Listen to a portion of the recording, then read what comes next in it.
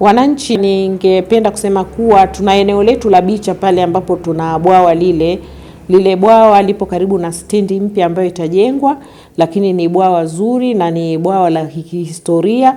Kwa hiyo pia wawekezaji tunawakaribisha sana. Kwa chochote kile ambacho mnataka kukifanya, basi mnakaribishwa. Lakini hapa CRDB tuna lile eneo la pale mwekezaji anaweza kuja kuwekeza jambo lolote ambalo anaona litafaa na litampa kipato, na sisi kama halmashauri pia tutapata mapato. Lakini pale Kaoshi pale kwa Ngosha tunaweza tukaweka mgahawa ama sehemu ya kupumzikia pale nyuma ya Kaoshi, na lile eneo liko karibu na benki na kuna usalama wa kutosha. Lakini pia tunalo eneo la stendi ya zamani, nyuma ya stendi ya zamani, ni eneo kubwa sana. Lile eneo unaweza ukaweka kitu chochote ambacho unaona kinafaa.